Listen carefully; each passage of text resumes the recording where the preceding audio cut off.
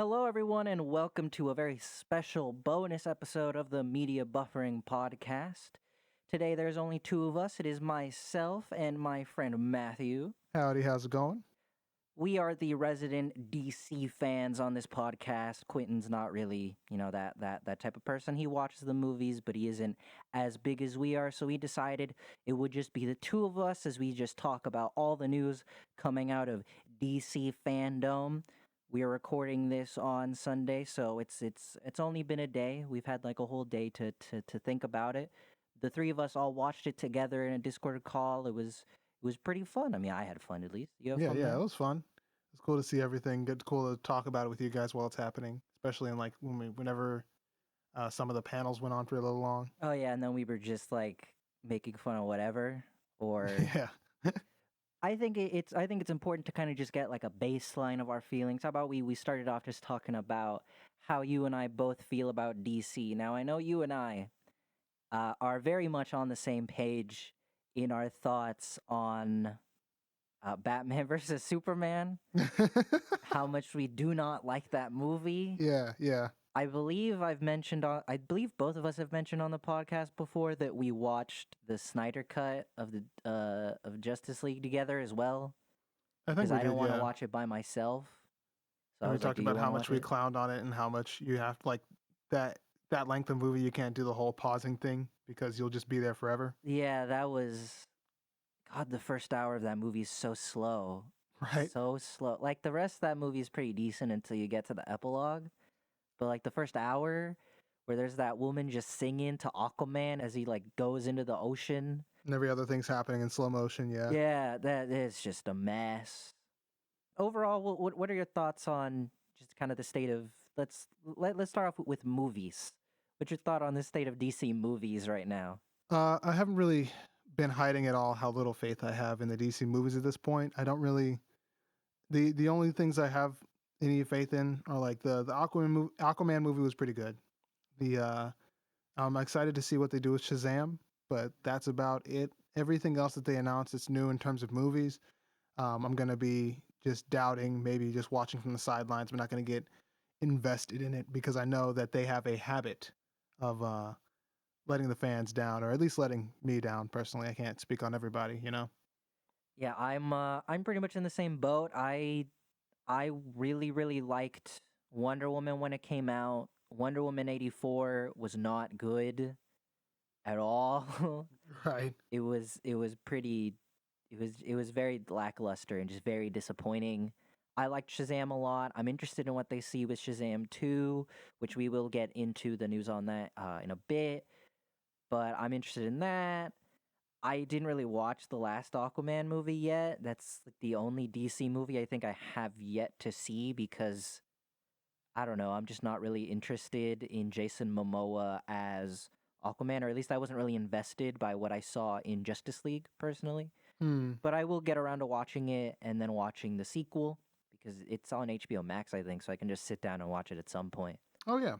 And we'll also talk about this, but while Matthew, as he said, is going to be very skeptical of everything he sees, which I think is valid, I am interested and hoping for the best, but preparing for the worst in regards to the Batman, which again, we will get to that. But I am preparing for the worst and for all of my hopes and dreams for this movie and what I've seen of it to just be completely dashed. But I'm still going to hope for it to be good. You know, I want it to be Yeah. good. I want it to be successful. I want it to be everything that the director and Robert Pattinson have claimed it and said that they want it to be. Because I'm not going to hope for anything's downfall. I want to go to a movie and not be disappointed, you know? Yeah, yeah. I mean, that's understandable. But we will see how that goes. I haven't really been invested in the animated movies, like all the animated adaptions of the comics. Like, I know they did Killing Joke a while back, which, as far as I know, was not well received, and it had like that Barbara Gordon, Bruce Wayne sex scene, which was really weird. Yeah. I know they did the Under the Red Hood thing, and I That one was watched pretty a good. couple clips of it. I don't know who they keep casting as these characters though, because I don't like the voice actor for Batman or Joker at all in those clips I've Yeah, they seen. keep like shuffling it around. I think they're trying to find their new, Batman and Joker. Their new Mark Hamill and Uh, and Kevin Kevin Conroy. Conroy, Yeah, even though no one will ever match those two ever. I mean they can make an attempt. I wouldn't want to be in their position of trying to find replacements for those two legendary actors. Oh, 100%. I don't think there's ever going to be a voice of Batman or a voice of I mean, not to destroy Kevin Conroy. I think there is a chance that we could find someone almost as good as Kevin Conroy. But when you have someone like Mark Hamill, Yeah, I yeah, can't hear anyone but Mark Hamill. Like Heath Ledger as Joker was phenomenal, but that's Heath Ledger Joker. right. That's That's not not Joker. Joker. Joker. Yeah. And I mean the what was it Troy Baker that did Joker for Arkham Origins? He did pretty good. I think Troy Baker is actually the only voice actor who's played both Batman and the Joker. Yeah, Because he was Batman in the Telltale series as well as the Lego games up until Lego DC Supervillains, where they just got Kevin Conroy back. yeah.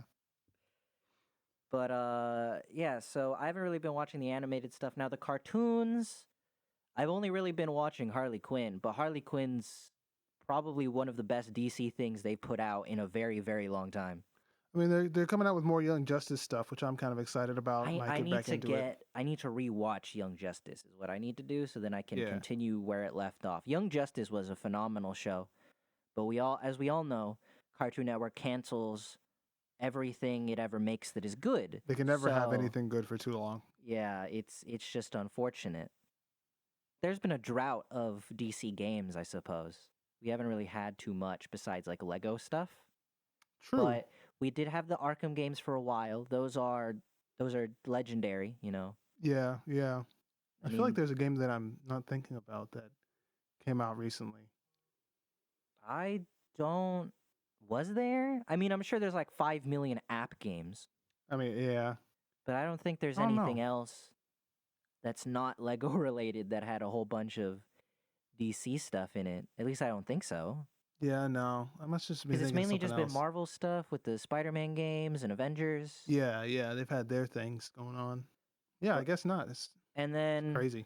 for normal TV shows like live action stuff, it's just been the Arrowverse primarily, as well as Titans and Doom Patrol. I know Quentin's the only one of us who's seen Doom Patrol. Funny enough, the one who does not like DC has Yeah, watched the more recent DC stuff. But I know the three of us watched like the first like third of Titans season 1, which we should get back to finishing it because I didn't think it was terrible.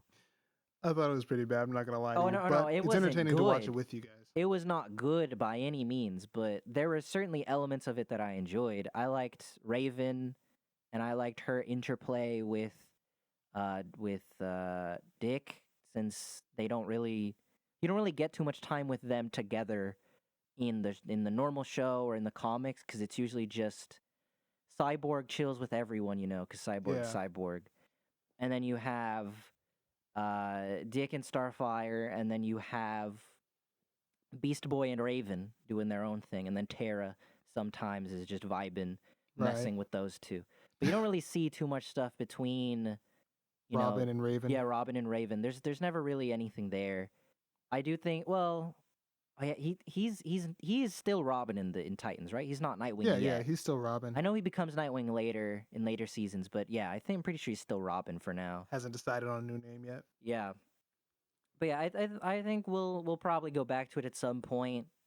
Things were kind of just getting interesting whenever we stopped, so maybe we'll continue seeing where that left off. Give it But another try. yeah, I've heard that things improve over time, but I also hear that I think like season 3 or maybe season 2 is kind of meh, and then everything else gets back like better again after that. But we'll have to see.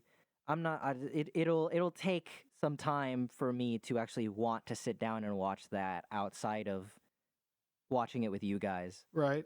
But if it's with you guys, I mean, that's why I wanted to watch Justice League with you in the first place. I did not want to subject myself to that pain without watching it Without a with someone friend. else.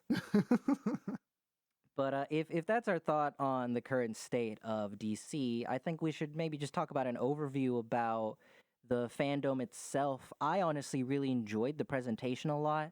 They announced early on that they had the composer for some of the Arrowverse CW shows. He did like The Flash and a few of the other ones. He actually did music for the entire show. And while usually it's not really noticeable because you're kind of paying attention to what they're talking about and stuff like that, in the end credits specifically, they do a lot of like combining different themes from the movies and the Yeah, shows and yeah, little references. mixing them up. Yeah, and I really enjoyed that. I thought that was a really cool idea to kind of have someone score an entire sort of conference so it's not just dead space. Honestly, I think it should be a more common practice because it really sort of syncs up the entire thing and makes it feel more, I don't know, like a whole event, sort of like the what was it that was that last year, the Game Awards, where they had that, like, they went through a bunch of games and we're playing the themes through them and we're having like musical transitions I between think that them. was a few years ago. They were doing Oh I yeah, don't think because it was last year. I think it was the year before last year. They were that was doing Doom Yeah, and yeah. They were doing all of the nominees. Oh yeah, it was last year too. Every yeah. year at the Game Awards that we've watched it, at least like the past two or three, they do a little medley of music from all of the Game of the Year contenders, I believe. And things like that really sort of just add to the experience, makes it an entire event to get everybody hyped. Yeah, And so having I that really like that. composer I just think really beautiful. like they had a section talking about the animated version of Injustice, and during their little panel for it, they had Jeff Keighley on, and also in the end credits, you see that they consulted Jeff Keighley about. He was like I think it was just like consultant or executive consultant or something like that. Mm. Like he was in the credits and everything. For one, I think it's great that Jeff Keighley is just the go-to guy now for nerdy stream events. But I think it's cool because maybe he'll see some of the stuff they did for Fandom and take that and do that for like Summer Games Live or the Game Awards or any of the stuff that he does. Jeff Keighley is just great, and I think he's really helped break video games and a lot of nerd culture out of kind of the hole it's been in for so long and just make it more mainstream and have a bit more flair to it by having a Game Awards and stuff. Yeah. And by people consulting him like this for Fandom, I think a lot of things can really grow from this. Maybe even, I mean, I know they do D23, I think is what it's called. They're like the Disney conference, and that's where they announce stuff for Marvel and Star Wars as well. But I think if they did streams like this for that, that'd be incredible. Because usually it's just you have people there, maybe they'll like film from the audience, and then you hear about it later online. I think they should definitely stream it like DC did here. Maybe Yeah. not exactly this way because it's like a pre-recorded thing, but even if it's just like live stream the event like an E3 or something like that. Yeah. Yeah. That'd be pretty cool, honestly. But yeah, I do think I mean you kind of mentioned it. Some of the panels kind of went on a while, which in some cases made sense, but in other cases it's like they're talking about Smallville and they talked about Yeah. Smallville for like 20 minutes or like 15 minutes and it's like, listen, this is cool and all. Smallville is a very classic show in a lot of people's childhoods, but for people like us who didn't really grow up with Smallville, I didn't really care. Yeah, that's what I'll say. Like the panels that went on long were panels that were for a particular fan base, and it's pretty awesome to see them, really acknowledge and give a lot of attention to some niche fan bases. It's just as a person not a part of them, I wasn't really interested in like the conversation between creators and actors and stuff. It's one of those things where it's like I love to see content being introduced and things like that, and of course like I love to see artists get acknowledgement, but sometimes it just becomes just repeating the same things over and over again. Because I mean, if like you're showing up on a streamed event like this, just talk about how much fun you're having making this content. You're gonna repeat yourself pretty much just because it's you're just saying, oh, it's so much fun to be doing this. I'm so glad to be able to do this. And you're basically under contract to not spoil anything, so you are also like constantly watching what you say, making sure you don't say anything. Yeah. I think that was probably a flaw of the jump to the way they did it this year, because if I remember correctly, last year Fandome happened over the course of a couple days, and they had a couple different like designated times for conferences, you know, like in NE3, or I guess it would be more akin to a proper like expo, like a Comic Con basically, where you're Yeah, gonna yeah, have, you know, you're gonna have your panels at X times on X days, and if you don't care about anything in between, then you don't watch it. Here, it was all in a 3.5 hour, you know, to almost 4 hour stint. So with you kind everything of are all included. watching it, you know, in succession, and you don't know the order they're going to do it in. So if you're not interested in the Supergirl little thing that they talked about, or you're not interested in Smallville or any of those things, then you can't really skip it. It's just there.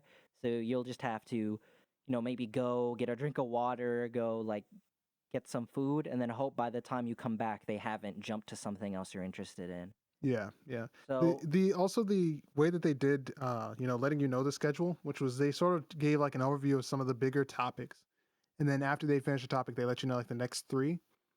And if you're waiting for a particular thing, that like um unknown of will what I'm here for be involved in the next few. Like y'all were waiting for information on Harley Quinn. Granted, that wasn't the only thing, but that was like the big thing you were looking for. And so like every time they'd finish one of those long conferences and or long panels, and you get told what the next three things are going to be, and it's like, oh no, Harley Quinn. So I'm just gonna chill and talk to my friends until yeah. we get to something I'm interested in. Yeah, so I hope that they obviously they tried something new this year. I don't think it was necessarily bad. I really enjoyed it. I just think I'm hoping they can kind of do something differently. Maybe keep the current format they have, so they can keep that idea of a, you know, orchestrated like background music for the event, but maybe ahead of time say, hey, these are the exact times we are going to talk about X things. Maybe that'll, you know, hurt viewership, but honestly, I think people are going to come in and watch the thing that they're interested in anyway. Yeah, So even if maybe not everyone is watching the full time, you'll still get five, like 5 million viewers or however many. It probably wasn't that many, but like however many 100,000 viewers you have whenever they say, this is when we're going to start talking about the Batman movie. and that's the thing is I because if I know that they're gonna just have everything all in one, and I'm not gonna like watch it with y'all. Like me watching it with y'all is what kept me watching it. Otherwise, I would have just waited for the content to be released separately. It's like individual trailers and things like that about particular things. Like I'm interested in the games, so obviously any of the content about the games from the actual conference, the actual fandom, is gonna pop up separately in their own YouTube videos elsewhere on YouTube. So it's one of those things where it's like if we I like I like the conference in general, and any of my like preferences about it are just about my own content preferences as to what I'm here for. You know? Yeah, I'm totally with you on that. But now let's actually move into the content of Fandom. We're not going to talk about everything. There's things like that DMZ show that they talked about, as well as things like Sweet Tooth and the Pennyworth show that we're not really knowledgeable about, and in some cases we don't. That's not really something that interests us. So we're just going to go through the highlights. Some stuff we'll talk about more in detail. Some stuff we might just touch on, riff on it for a little bit, and then move on. But first off, they started off with a bang with the little teaser sequence for Black Adam, Yes, indeed, which man. I'm so excited for yeah, that. that teaser of that. I mean, we've known that The Rock was going to be Black Adam before we even knew that they were going to make a Shazam movie. Yeah, He's been cast, I believe, since before Batman versus Superman dropped, or maybe like around the drop. So he's been in the role. He's been in that role for a while. He talked about it being a personal passion project of his. In that the little clip that they showed was his first appearance in the film, and he just melts a dude with electricity, yeah. and everyone freaks out. He starts levitating. People shoot him. He's bulletproof. It Bullets are was bouncing off him. crazy. It was insane, man. I'm so excited for that. Other They had a information bunch we of art about him and Oh everything. yeah, they had the concept art, Yeah. which did have a bunch of pyramids in the background. So I do hope they keep his Egyptian-esque origins, because there's a lot of mythology that goes into Shazam and Black Adam and those two characters. Yeah. Yeah. I don't know if they'll have The Rock do an accent. I know whenever we were watching the stream and I was like, are we gonna have Egyptian Rock? Are we gonna have like Scorpion King Part 2? Let's go. But I'm really interested in this movie. That sequence alone, at least, is very, very good. It's very, very well shot. We also have Pierce Brosnan, a former James Bond, as Dr. Fate, which will be very interesting to see Dr. Fate on screen. Yeah, it's gonna be really We're cool. gonna have Hawkman as well, though I'm not necessarily familiar with that actor, but they showed all the actors for the characters, so They're really setting it up to be just this like ultimate movie. I'm excited to see all of it. I'm wondering if like Kondak is actually going to be a thing here, because they set it up as like the main villains are these two witches. So I'm not sure if Black Adam is going to be like like a big villain, or if he's going to be sort of his own doing his own thing yeah, essentially. because Black Adam, depending on the comic, isn't necessarily a villain. Like sometimes he is, of course, but Yeah, yeah, it's not consistent. So I don't know if they're gonna do a Venom thing where he's kind of like an anti-hero, or if it is just gonna be like he's a villain and the protagonist is a villain and you see him fighting against stuff. It'll be interesting to see how they handle that character specifically, considering it's his solo movie and he's not really, he's not like an antagonist in Shazam. yeah. It's his His movie. own movie. Yeah. But from moving on from Black Adam, we'll do like a little bit of a quickie jump through all of the live action shows that they have. They talked about a lot.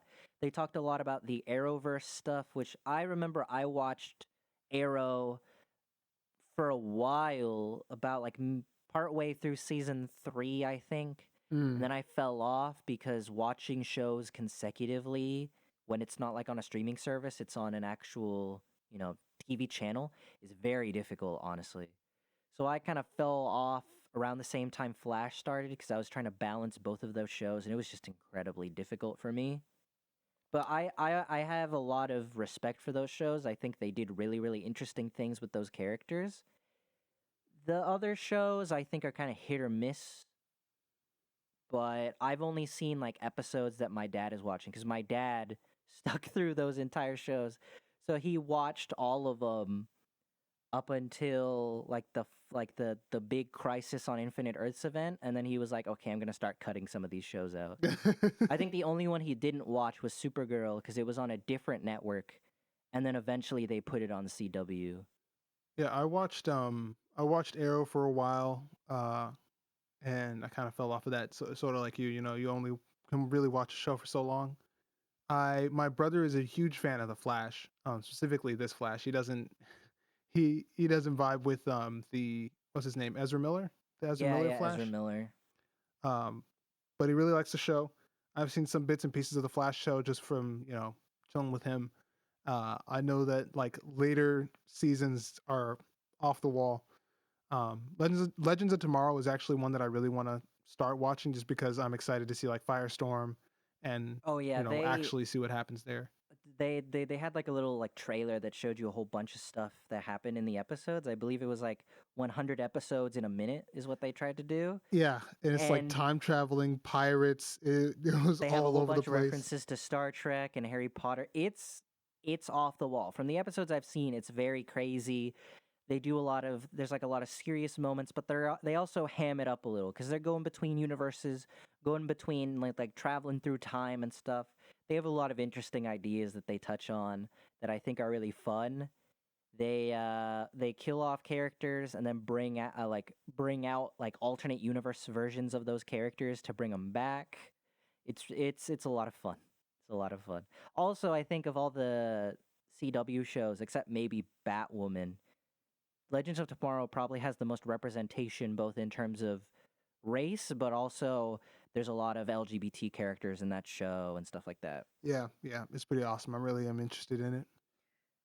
They also had a little segment on Batwoman, which I have not really been watching actively. But what interested me is they gave the actor who plays Batwing, who the secret identity of which is Lucius Fox's son.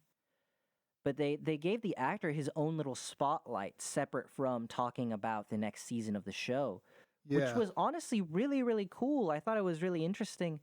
He also talked about how whenever he around the same time he announced that he would be playing Batwing in the show, he was given the ability to write, not by himself, but still like work on his own comic.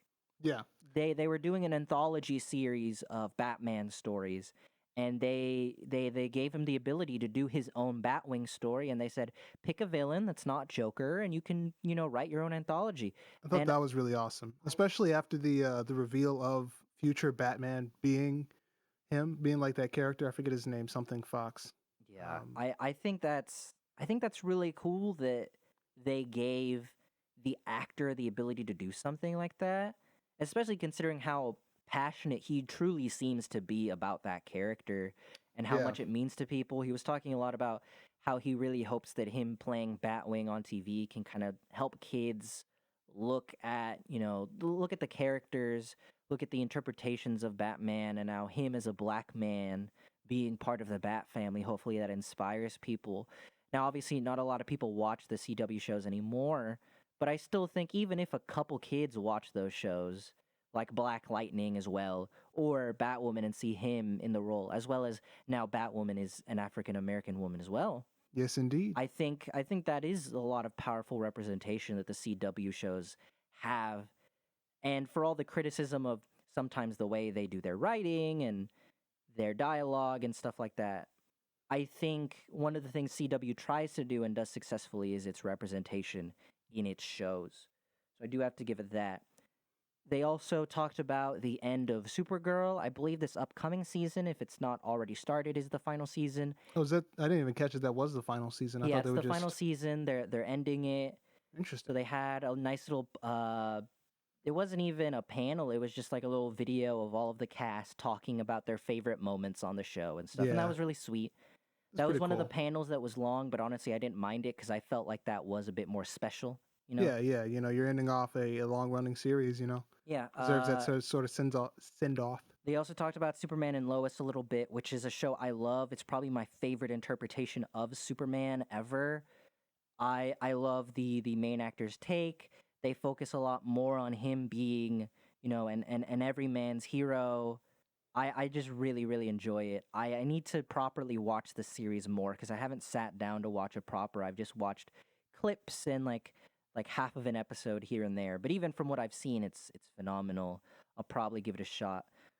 They also talked about Titans and Doom Patrol, which I guess we already talked a little bit about already. So we don't really have to touch on that too much. Yeah. But onto the newer shows that they have. They announced a Peacemaker show, which is a spin off of the Suicide Squad movie that just came out recently. As a person who watched the movie, I know Matt has not because you is it are you just grossed out, or is it like a full phobia, or what is it? I don't really know what it is, but the Starro, what I've seen of Starro just makes my skin crawl.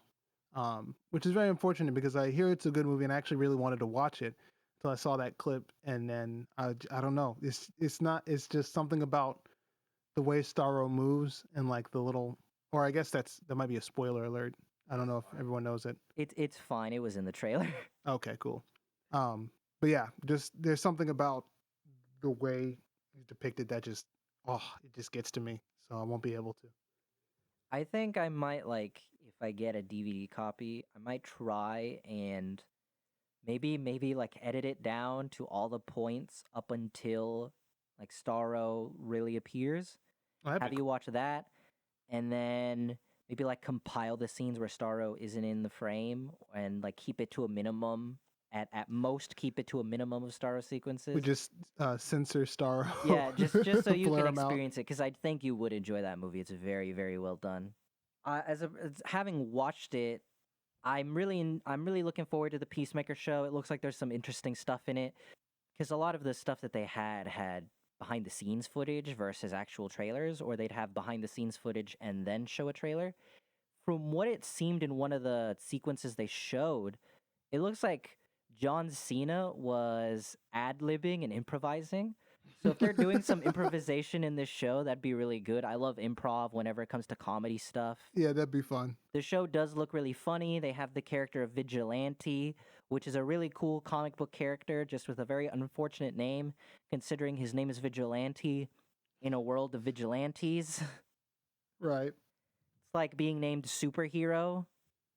Like what is the point? Okay.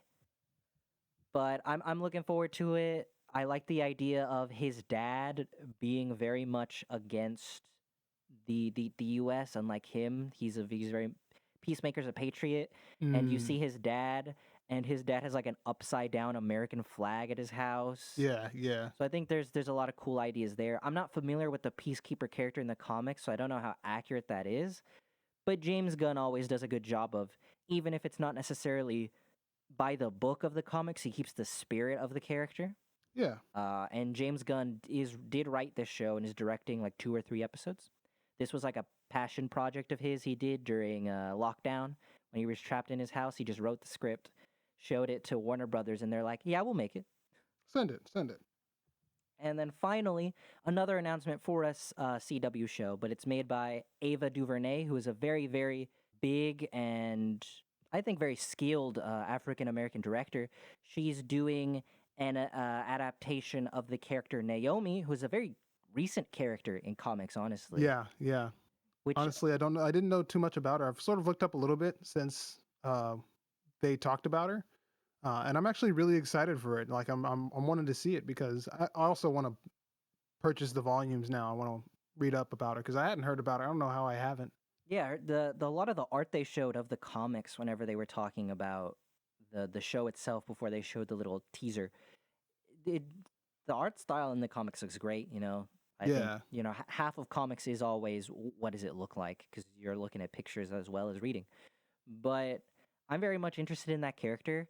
I like that DC and Marvel are both kind of taking risks by putting in unknown characters like Shang-Chi or more recent characters like they're putting Ironheart in the MCU down the line they announced. oh shoot. And Ironheart is very very new. I think she's like past a couple years. Not to mention Ironheart was also not a very popular character and not a very well written character unfortunately. But Yeah. I hope they do that idea more justice in the MCU.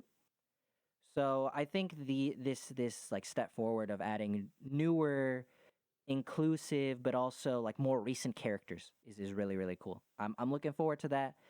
I think I might get back into the CW shows now that HBO Max is a thing and it's easier to binge. It's just I know I was talking to you Matt that it's really hard whenever you have the crossover episodes and Yeah. then you have to go to the other show to the other series to watch those big events Because they have to they have to continue the story in each basically from one yeah, from series one to the series other. to another. I think it'd be good if for HBO Max they just added all 4 of the crossover episodes to just each description. I mean, I don't know the, how it, viable that is, you but just have to look up like, oh, I watched up to this point where the crossover happened, and then just look up what episodes you need to watch of the other series yeah, probably. at the very least. Moving on from our little show quickies, they teased Aquaman 2 a little bit. We didn't actually get a proper trailer, Yeah. but we got some behind the scenes footage. There's going to be some stuff regarding probably like either the North or South Pole because the little teaser for it was like ice cracking Yeah, and ice taking over. they also have like a desert sequence again, which I know they go to the desert in the first movie, but I don't know how much they're going to incorporate that. It's called like the Lost City or the Lost Civilization or something like Lost that. continent? Lost continent. I don't know about continent, but Maybe maybe I'm thinking of Ice Age. um, continental drift. Continental Drift.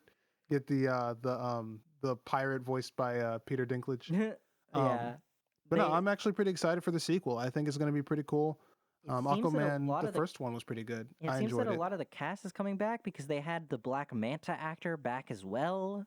Yeah, I guess I had forgotten whether or not Black Manta was still alive, so I was excited to see that he was out there still kicking ass. It's gonna be pretty cool. Honestly, like I'm excited for it. It's one of, like we talked about my feelings on DC movies in general. Aquaman is one of those ones that I actually was good and I enjoyed, and that I'm sort of looking forward to the sequel for. Although there is the one problem of what's her face, Oh, the the actress who plays like Mara or whatever, and her yeah. whole Johnny Depp controversy. She's back. Matt and I were watching and immediately were like, "Oh wait, she's back though." Which I mean, I'm not surprised because she was in the Snyder Cut, but yeah, Not too stoked about that. no, I'm not too happy about that either. But we'll see how it goes. I'm sure she'll still do a good performance at least. Yeah, she's not a bad actress. Yeah. I said this at the beginning already, but I'm not necessarily a huge fan of Jason Momoa as Aquaman. I think Surfer Bro Aquaman isn't really what I personally see as my preferred version of the character. But I mean, it's something new at least. He's making the role his own, and I can't necessarily hate him for that. I don't think too many actors do that to a good extent. But I'll watch Aquaman 1, and I will, give my proper judgments once I see an actual full movie with him in it. And then hopefully Aquaman 2 will be good as well. I'm interested in it. They've talked about upping the stakes a lot in the next movie Yeah, yeah. and upping the action sequences as well. But from something that we hope will be good to Nightmare Fuel, right after they showed the Aquaman little tidbit behind the scenes stuff, they announced that they have like a 2 or 3 part cartoon series of Aquaman on HBO Max that gives me the biggest flapjack vibes on the planet in its animation and the weird humor that it has. Yeah, it's like a weird mix of like Steven Universe, Flapjack, Adventure Time. What do you say? Regular shows? The vibe you got? Regular show was the vibe it gave me at first, and then later on I started getting flapjack. It just I think it does have potential to be really funny in like one of those like funny in a the weird way the type the little shows. sequence they showed was funny, and even though Quentin hates like typically hates musical sequences in something that is not a musical because he's not prepared for that. But they had a little musical sequence with Aquaman, him singing about how he talks to fish. It was honestly pretty funny. I honestly really enjoyed it. Yeah, As it strange has as the it potential. was, It was so weird.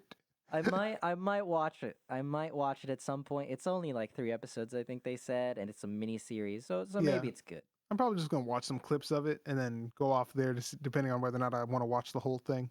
Yeah.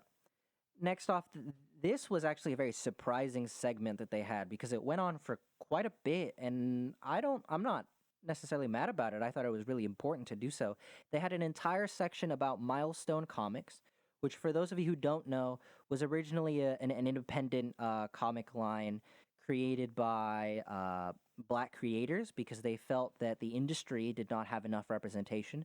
So they Yeah. made a lot of comics like Static Shock is probably the character that most people know that they created, as well as Icon and Blood Syndicate, or a couple other old comics characters and Hornet or characters. what's her name? I think it's Hornet, I isn't think it it? might be Hornet, yeah. But they created a lot of iconic characters of color, and then DC eventually acquired them, and in some cases, put their characters in the universe. Static Shock being the most popular one, who eventually got his own show, and that show was massive at the time Oh, it's a and has legend. its dedicated fan base even now. But they talked a lot about it. They had a couple of the, writers and creators of that company on in a little mini panel. And honestly, it was very interesting to hear them talk about how passionate they are about having new people in the industry. They talked about this new thing that they're doing now called the Milestone Initiative, which basically, if you are a creator who wants to work on comics, or they also mention animation in their little Q&A if you're interested in that sort of thing, then you can go to their website, which I will try to make sure that we link in the description. But if you go to their website, you can sign up, and they'll pick the best of the best, Yeah.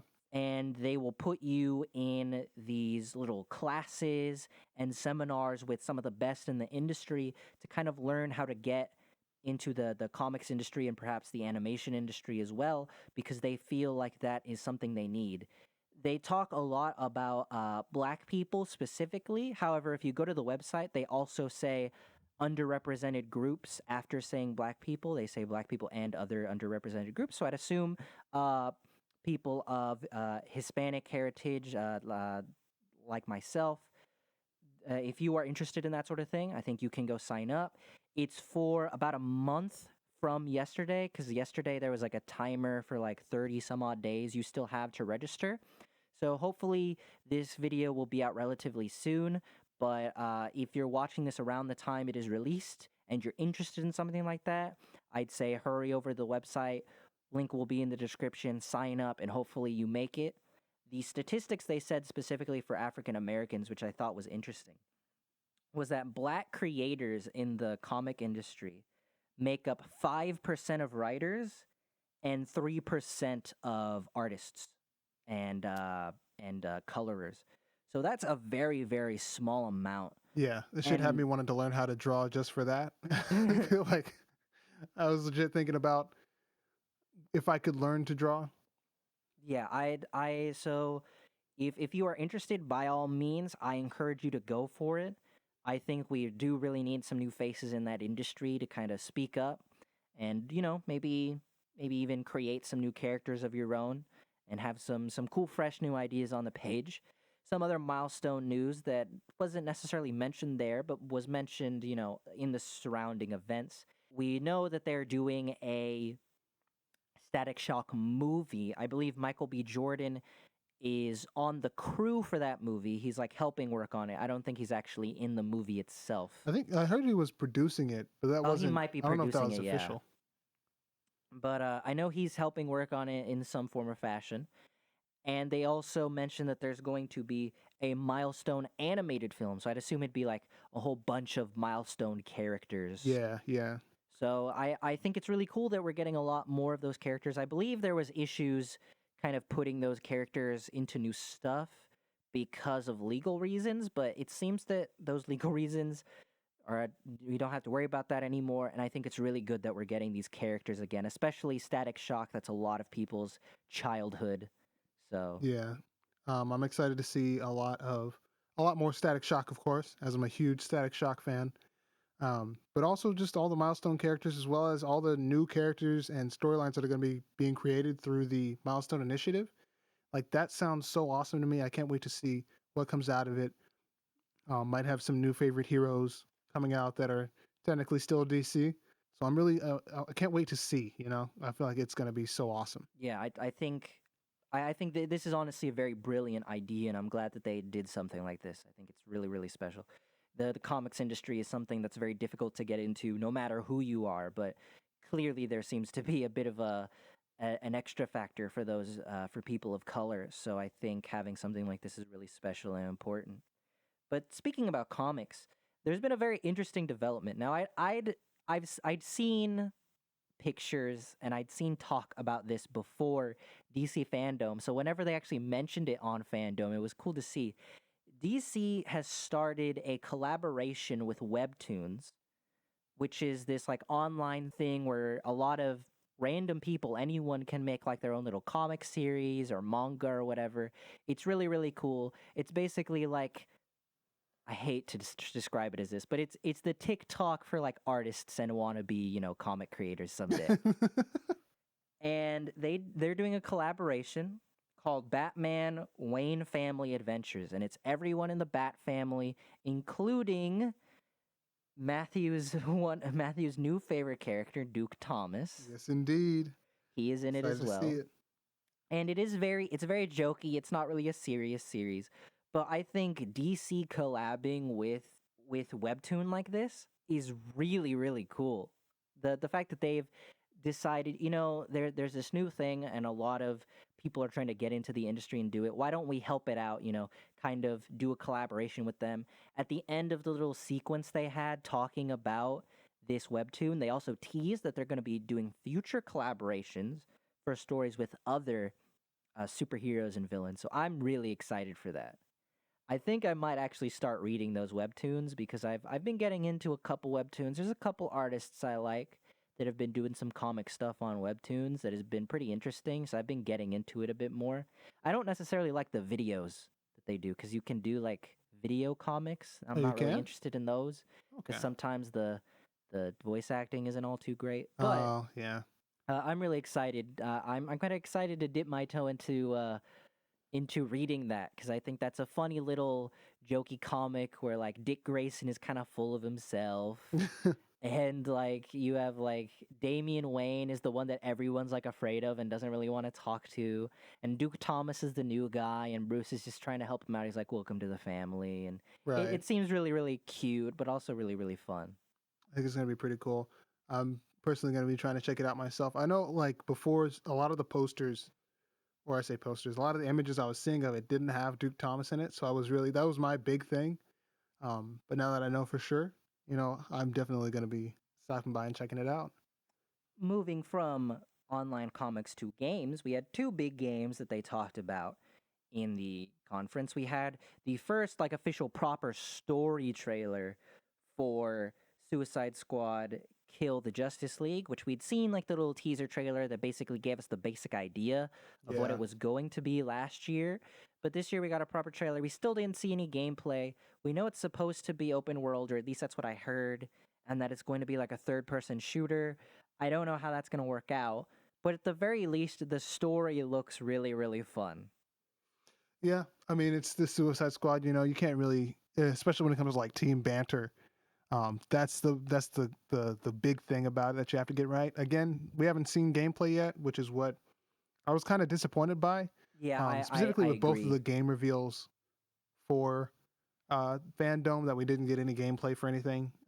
Which I guess I get if this is wasn't a gaming event. It wasn't a gaming convention per se. So I guess it was they just wanted to show us the story stuff, which I sort of vibe with. We got to see a little bit more about what's going on with the actual Justice League. We got to see the Flash show up.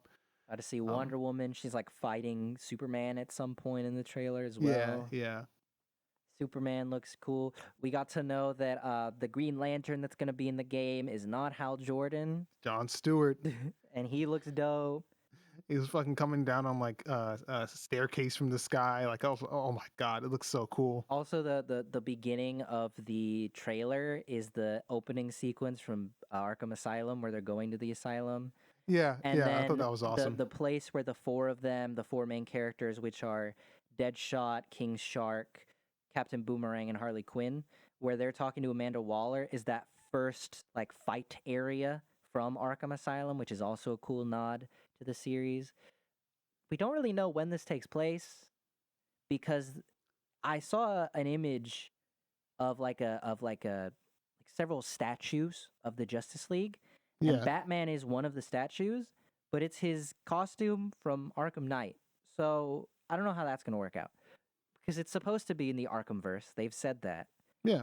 We'll see whenever it gets closer how they're gonna handle that, or if they're just gonna retcon it, or what it's gonna be. But I am very interested. Hopefully, we'll see gameplay soon. I mean, the way that I see it, it could take place just before Arkham Knight or around that time, because I mean, Joker's dead, so Harley's moving around. You had the Revenge of Harley Quinn. That was DLC for Night, right? That wasn't for City. That was for City, yeah. Oh, okay. She does show up in Night, but Yeah, she gets her own thing in Night. I'm pretty sure at some point. But yeah, because you have Harley Quinn running around, that could happen anytime between them. So yeah, I think it's going to be cool. I also love that everything's sort of taking place in the Arkham series universe. That's pretty awesome to me. yeah, I think that the designs are great. The game looks very very good, so I'm excited in seeing what it is, or like what the gameplay is. Learning a little bit more in the future, whenever they decide to show gameplay. Next up is Gotham Knights, which we do have gameplay for, but it's from a year ago. So we can talk a little bit about that later. But they showed a proper story trailer about the main plot line, which seems to be the Court of Owls, which is probably one of the best recent storylines in recent memory, at least, that I can think of, probably across the board, including Marvel. Court of Owls is very, very well done.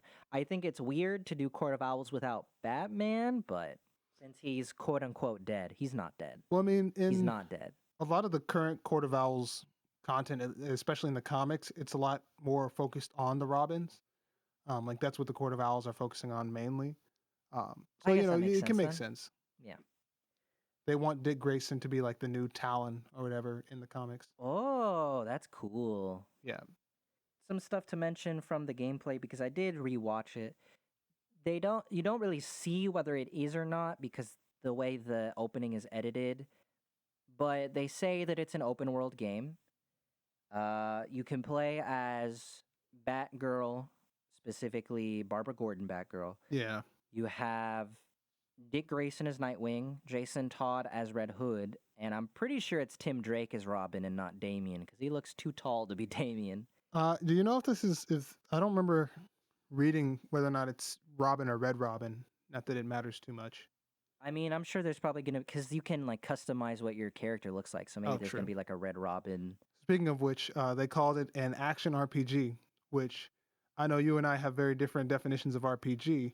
Okay, rewatching the footage and then thinking about it today, I guess it makes sense because it looks kind of like the most recent, like the newer Assassin's Creeds, like Origins and Odyssey. Odyssey. Yeah, That's yeah. what it looks like.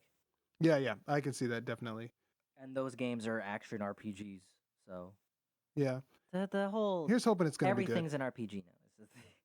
I mean, RPGs are just the easiest to, give a person a reason to play because, loot or a skill tree. One of the things that looking back at the gameplay footage and listening to what the guy was saying over it surprised me. I thought the game was different. They say in the little demo thing that they're showing off, which is early gameplay footage, it could change. But they say that the entire game is built for 2-player co-op. So I'm 2-player? yeah, I'm guessing you cannot have all 4 characters on screen. That's a shame. It is. I thought it was going to be all 4. Now, granted, that probably would be very intensive and difficult to do. Yeah, that'd be pretty chaotic, pretty But, fast. I was still hoping for it. Worst case scenario, you and I can play it. True. Who are you gonna pick? Uh, I don't know. Probably. I mean, who are you gonna go for, Barbara? No, I was either gonna go Nightwing or Red Hood. Gotcha. Then I'll go for either Robin or Batgirl. Yeah, okay. We're already ready for whenever this game comes out. It's already set. Honestly, in my head I remembered it being way worse than it actually was. I'm not necessarily like there's certain elements of it that I'm like I'm not feeling that per se, but from rewatching the gameplay footage, it does look really cool. And also one of the things I was really hoping for when I was watching it is the characters do have specific dialogue and banter depending on who's doing what mission. Yeah, yeah. That's sort of like a necessity. They could not have gone without that. I'm assuming you will play as all the characters in the story, depending, because it seems like certain characters are have certain villains in their quest lines. Yeah, yeah. So I'm thinking one of Barbara's villains is Mr. Freeze, and you might not like have Mr. Freeze as a main villain with the other characters. You'll have to, help someone else as Barbara or do whatever. You know what it reminds me of? The Lego Batman, specifically Lego Batman 2, where you would have Oh missions where you played as yeah, certain duos. yeah, Or I guess it's just Lego games in general. yeah, Up until like you get the ability to just bring whatever like character to whatever mission. yeah. But yeah, I think that's definitely cool that you know in the ad they have Barbara going up against Mr. Freeze and Robin's with her, and then she says lines, and then he quips with her, or they have like proper dialogue of, "Oh man, he killed all these people," and then Robin's like, "Yeah, we have to stop him," or like stuff like that. Simple things that are small, but I think really help make multiplayer games like that feel a lot more whole. So, having rewatched it, I'm a bit more hopeful for it. Obviously, that gameplay is early. We don't know how it's changed since then. We don't know if it's changed. But I think the idea of a Court of Owls storyline and playing as characters that are not necessarily Batman, I think that's pretty cool. Yeah, I think it's awesome that they're starting to deviate. And what I said it during the when we were watching the fandom, But again, Duke Thomas, I'm ready to see the Signal as a It's like a possible DLC playable character. character. Yeah. Yeah, Moving on to another like bit of just like we talk about it for a little bit and then move on quick segment. We have a whole they announced a whole bunch of like cartoon stuff. So I think we can talk about it here. yeah. They announced a new show called My Adventures with Superman, which seems to be a more slice of lifey show focusing on Clark, on Lois Lane, and on a black version of what's his Jimmy name? Olsen. Yeah, yeah, of him, which is honestly really cool. I think it's cool that they're gonna focus on him again because they haven't really in more recent stuff. Yeah, considering he's like Superman's best friend. Yeah, so it's really cool. For one, I think it's cool that representation. They made him black. I think that's cool. The Yeah, art style of that show looks really really good. yeah, yeah. I was actually kind of really vibing with it. I don't, that reminds me. They showed. I don't know if we're probably gonna get to it later, but they showed the Injustice a little bit of the Injustice movie animation, Yeah, and they've changed art styles now, haven't they? Because they like the previous art style that's been dealing with like the past few yeah, movies. I think it looks different. Yeah, okay, cool. Because It, I it don't really certainly vibe does with look the different. Yeah, that the Injustice they talked about that for a while as well because they're doing the new like movie adaptation, kind of like we mentioned before. yeah, yeah. So they're doing that as well. I don't know. The game's fine enough for me. I don't really need to watch it. Also, like I said, they have the weirdest casting for the voices of the characters, and I don't really vibe with it personally. They announced this a while back, but they showed like a little mini trailer for League of Super Pets. Yeah. They have Crypto the Super Dog voiced by Dwayne Johnson, so I guess he's two DC characters now. He's a dog and he's Black Adam. And then you have Ace the Bat Hound being voiced by Kevin Hart, which I don't I know. thought that was weird. Is Bat Hound not a bloodhound? He is a bloodhound, but now he's like a bulldog I thought that thing. was strange. Yeah, they changed what he is.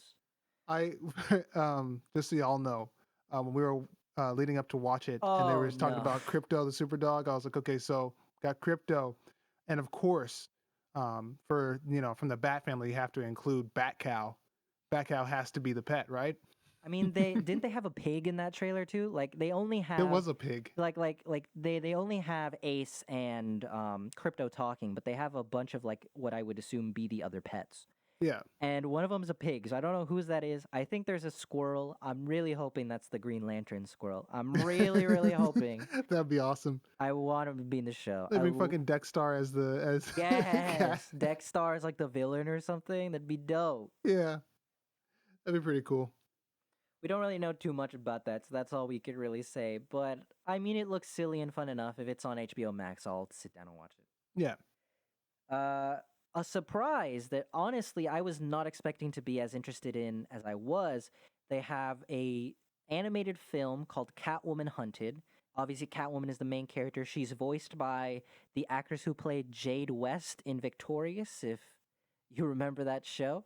It looks very anime like in style, and it looks really, really good, honestly. It looks Yeah. like a lot of fun. Honestly, it's pretty interesting to watch, and to the fact that I never thought about the actress for Jade playing Catwoman is ludicrous because her voice is sort of like It a fits. yeah, it fits so well.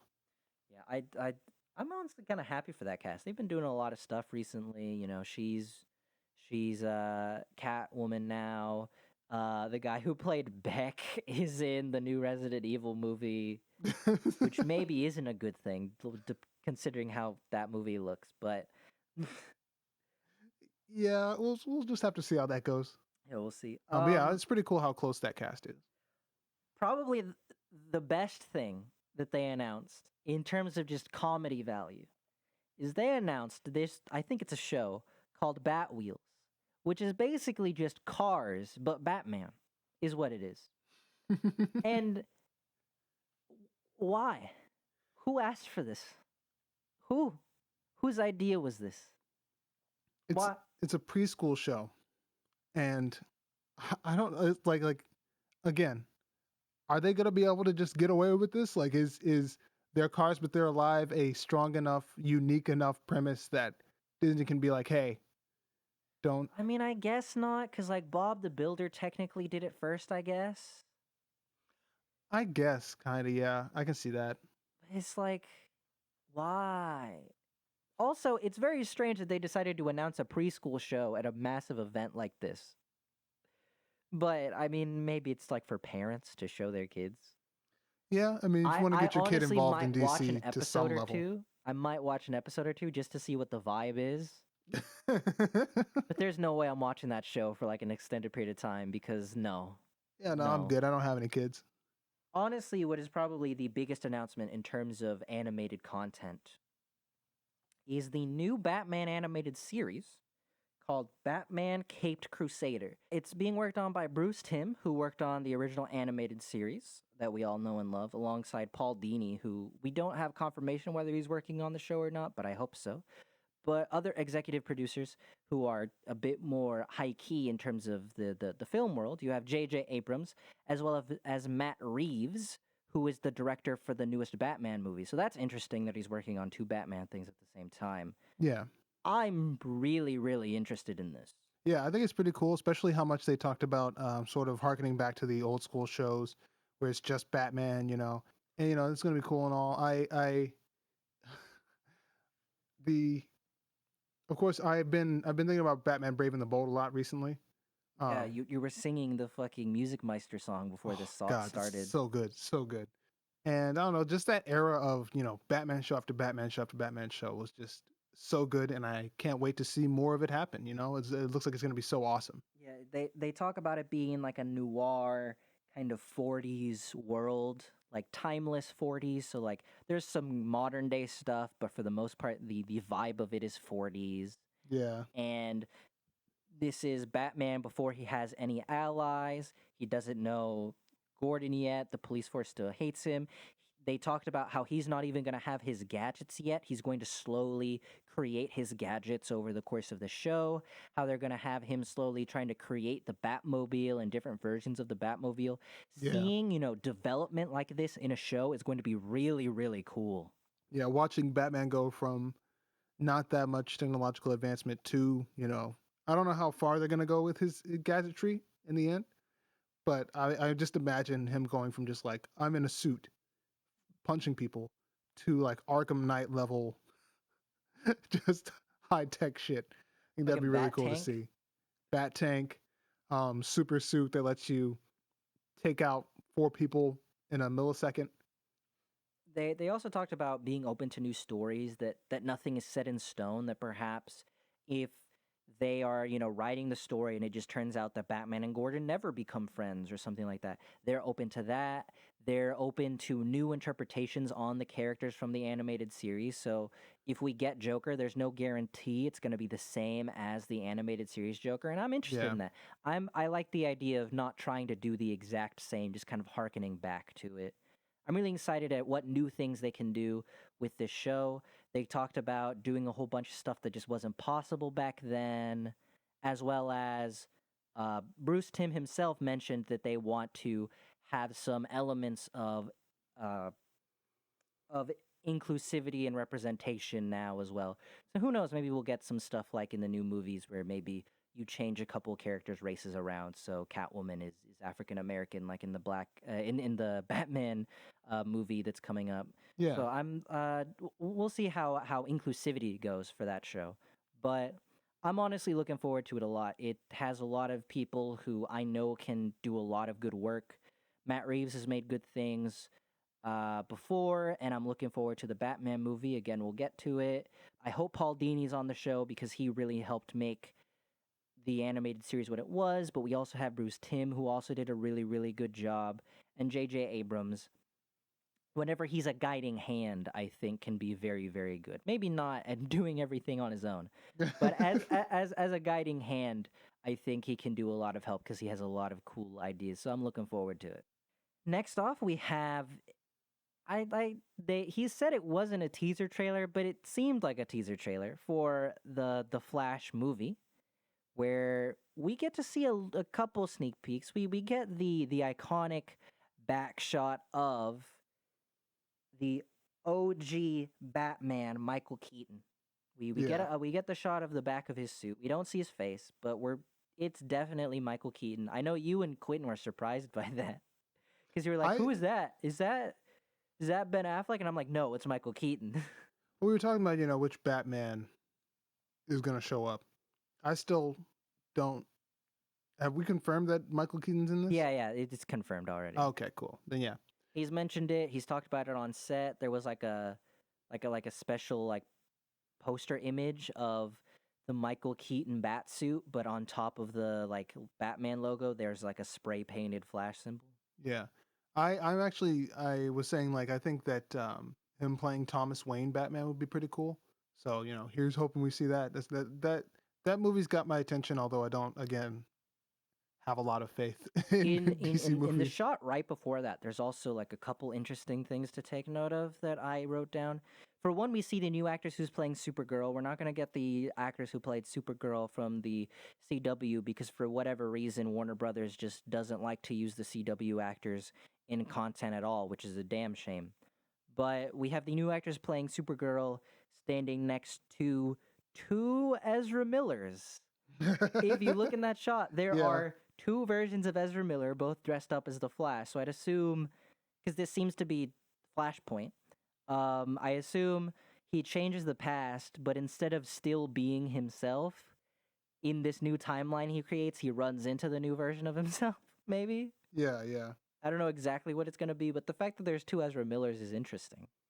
And like one has like longer hair and one has shorter hair, so at least they're keeping them distinct to some extent. Yeah.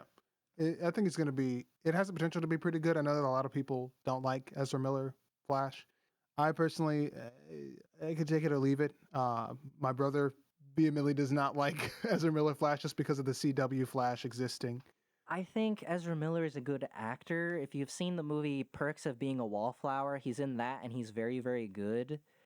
I know there's been some controversies with him in the past like couple years, but I will give him this movie to prove himself because I think he did a decent job in the Snyder cut of Justice League, but I still don't necessarily I'm not necessarily super on board with his Flash. But maybe I don't think his like on acting wise he's bad with it with I this Flash. think I think it's just the writing the character itself yeah, that he's people way just too can't stand. awkward. But maybe he'll be better in this movie. We'll just have to see. We shall see. Next we have two back to back like movie announcements, but they didn't really show anything too much. So we're just gonna, just talk about a little bit of it. First off, we have the Blue Beetle movie, which I'm really, really excited for. We've had a lot of representation in the past couple of years of superheroes. We had Black Panther. Most recently, we had Shang-Chi, which was excellent. Obviously, we had Spider-Verse for Miles Morales, who was mixed race. Afro Latina. Yeah, he's Afro-Latino. His father's African American. His mother is Puerto Rican, which is very special to me, being Puerto Rican. And very special to me being African American. Yeah, if we did the DBZ fusion dance, we would become Miles Morales. Yeah. Um, but Blue Beetle's character in Jaime, that's how it's pronounced. It's spelled Jamie, but it's pronounced Jaime. Jaime He Reyes. he is a Mexican American, and even though I'm not Mexican American, just any sort of Hispanic representation for superheroes in media makes me really, really happy. We haven't had a live action version of that yet. Yeah. And they talked a lot in this little mini panel about really driving home not the stereotypes you have of what Hispanic families are like, but really showing what the experience is. How interesting it is that Jaime is a very low income character. His Yeah. family is not rich. They don't have that much money. You kind of see that with Peter Parker, but more so in his own struggles by himself, versus you see Jaime, his entire family struggling with money. He's a character that they kind of call out Spider-Man in the little panel where they're like, whenever Spider-Man finds out about his powers, his first instinct is to hide it from everyone. When you're with a Hispanic family, you can't really hide things like that. It's going to come out eventually. So he just tells his family. I think that'll be an interesting dynamic. That'll be a cool thing to see. Yeah, they show off the new suit a little bit in some concept art, which it looks dope. I'm I'll really say glad that. to see Blue Beetle get some love, especially we talked about live action. It's the first time he's been live action. I'm a fan of Batman: Brave and the Bold and Young Justice, so I've had a good amount of exposure to him He as was a also in character. Injustice 2 a little bit. Oh yeah, yeah, yeah. Which I mean, so that he's been kind of in the public spotlight from time to time, but this one time he's really getting a lot of love specifically. You know.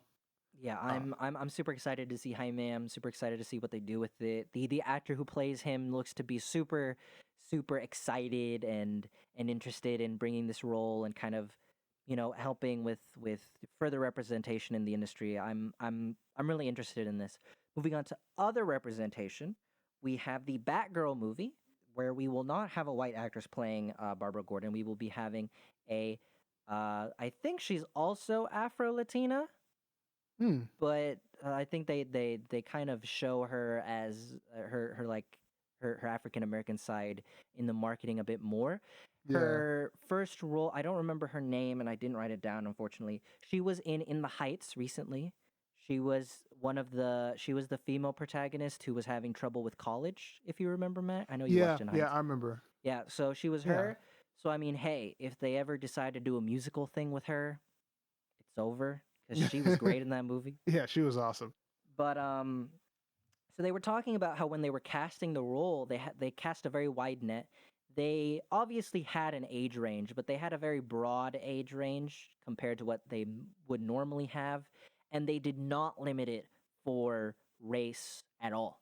Any race could have auditioned. It was 100% the best actress gets the role. Right. And while I'm a huge fan of Batgirl, and obviously Barbara Gordon is always going to look a certain type of way to me. After having given it some thought, I actually don't really mind the idea. I like the idea of casting in that way, where it's like, you know what? We're not going to typecast it based off of the comics. If you are Asian American, if you are Hispanic, Latino American, or Latina American, if you are African American, you can still be Barbara Gordon no matter what. They did confirm they will be doing red hair. I don't know how good it's gonna look. I'm very worried about this and Little Mermaid and how they're gonna handle dyeing someone's hair red to kind of Yeah. keep the aesthetic because I don't know how good it's gonna look. But overall, I actually am. I after giving it some thought, I am gonna look forward to it. They said they're changing her design and giving her a cowl, which I don't really vibe with. I like the original take on Barbara Gordon personally. I like her outfit, but as long as it's purple and the logo is yellow, we're chilling. If you give her a black suit, Very specifically. if you give her a black suit, I'm rioting. Is what we're gonna do. Watch out for it. Next up, the only cartoon show that I decided to separate just because of how special it is. We had the little teaser for Harley Quinn season 3, which was really funny. They're still working on the show, so they had this whole bit where the trailer is just storyboards, and they had this joke where they had Kite Man in the sky and he's animated, but everything behind him is still a storyboard. And he's like, I Yeah. can't really move. I can only dance like this. It was very funny. It was a really, really good teaser. I'm looking forward to it. There's a lot of interesting things in the trailer. Joker seems to have like 2 extra little girls in Harley costumes. We know that Joker's back. He has like his memory back after season 2. Yeah. They call what Harley and Poison Ivy are doing the Eat Bang Kill tour, which is funny. There's a scene with the Court of Owls, which is interesting. I wonder what they're gonna do with them. Bane is back, so there's a lot of stuff. I'm really excited for that. Obviously, Kite Man's gonna be back. It'll be interesting to see his development post breakup with Ivy. Yeah. Go kite man. So I'm really excited for this. Like I said earlier, Harley Quinn's probably one of the better things I've seen in recent memory of DC. It's very creative, very fresh. So I'm super pumped to see what they're gonna do in this show. Also, you watched the last episode of What If, right? Oh yeah. Yeah. Or you watched the last two? I watched the strange one and the last two. Yeah. So you saw the new version of Black Widow, right? Like the one like from the Ultron universe or whatever. Oh yeah. Yeah. That was voiced by Lake Bell, who voiced Poison Ivy, doing her best impression of Scarlett ScarJo. Johansson, which honestly Nice. she did a really good job. Yeah. Yeah. I didn't even notice. Yeah, I heard after the fact that it was Lake Bell, and I'm like, that's Poison Ivy. So I just thought it was an interesting thing to know. It's always cool to see actors going between the different like DC and Marvel universes in different roles. It's always Yeah. funny to me. Next up, we have Shazam, which we did not get a trailer for, but we saw some behind the scene footage and they showed a lot of concept art and talked about it a lot. We have Helen Mirren and Lucy Liu as the two antagonists, Yeah. and they show in a lot of concept art. This is going to be very. They're going to focus on the mythology a lot. They have like a lot of like mythological creatures. Yeah, Like I think I Wrath of saw the like a Gods or something of the gods, right? yeah, I think it's gonna be like they have like a chimera in it.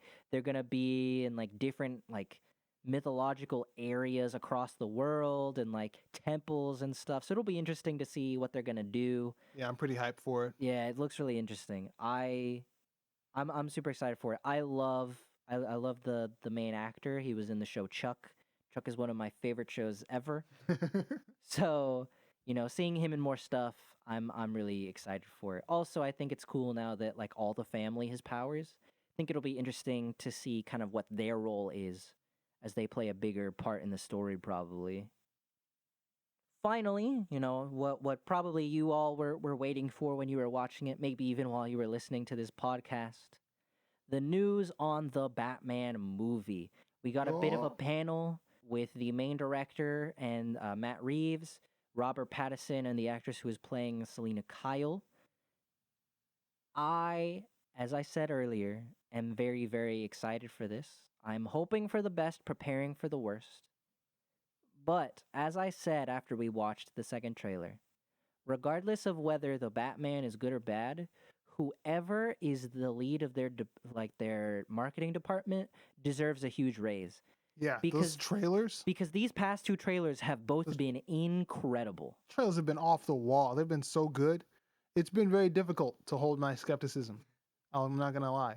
I still, I keep telling myself it's not gonna be good, just because I don't know, man. There's something about it that just tells me it's not. Now, Although everything's yelling that it's going to be. now it's coming out in March, so the movie is pretty close to being finished. Yeah, They've been doing some early screenings. Obviously, not every single scene from the movie's in. Some of the special effects aren't done, but they've been doing early screenings.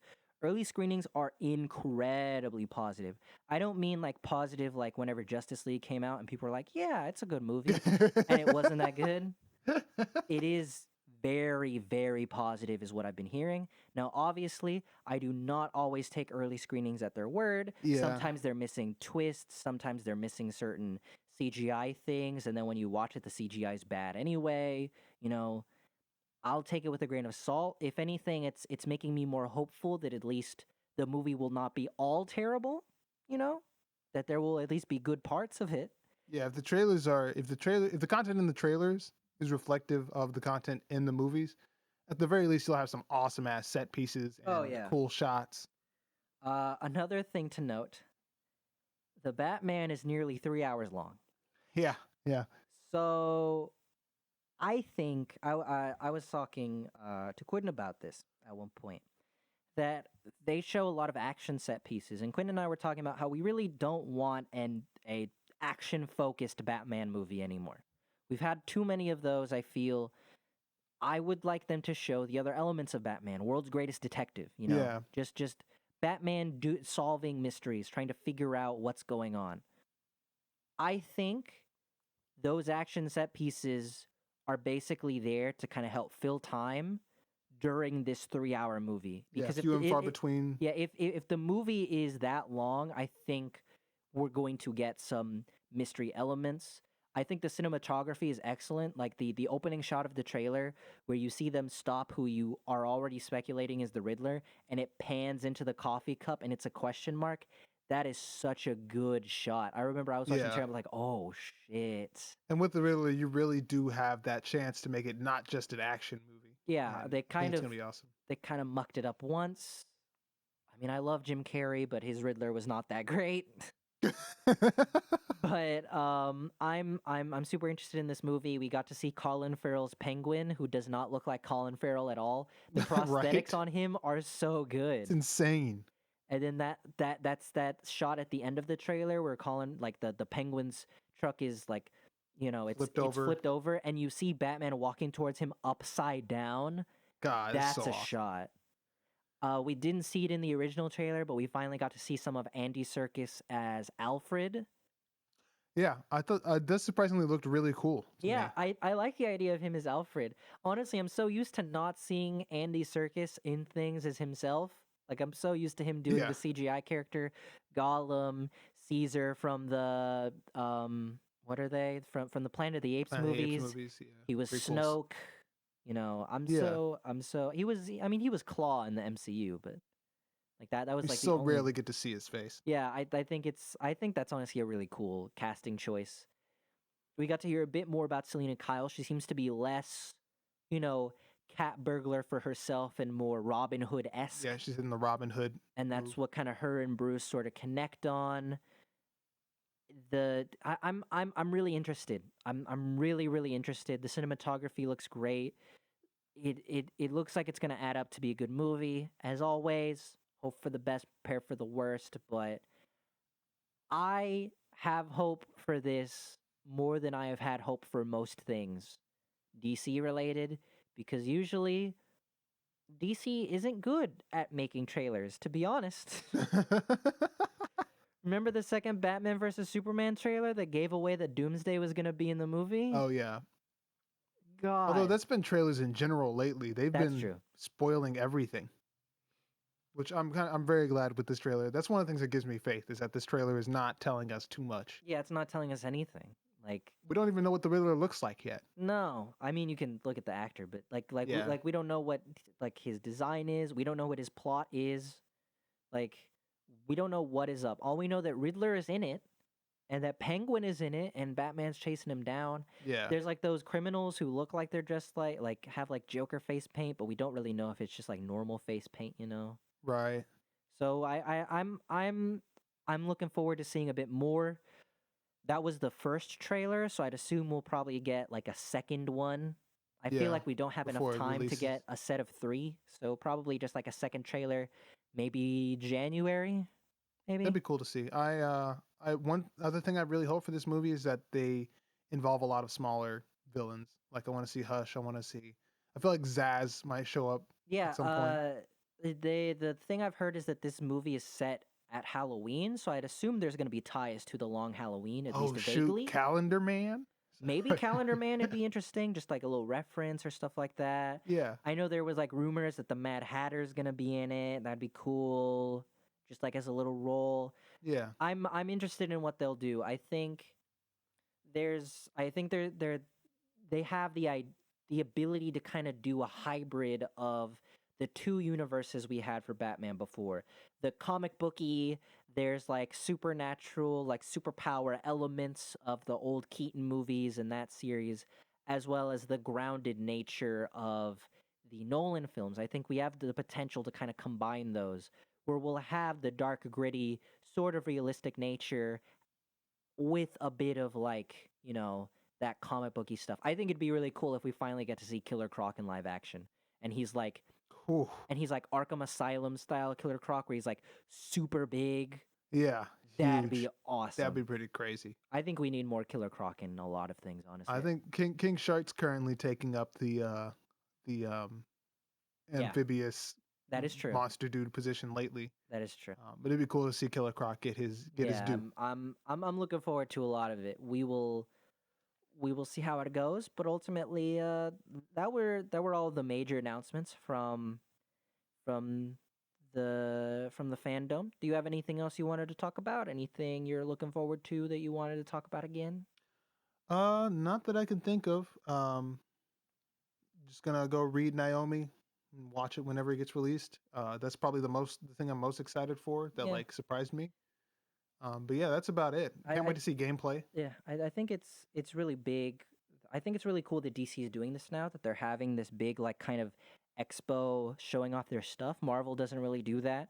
You kind of just get teases of Marvel every now and again, and you get like the major big news like, oh, like obviously recently we heard now for the dual storylines where main Superman Clark Kent is off Earth, and so his Yeah, son John is currently Superman on Earth.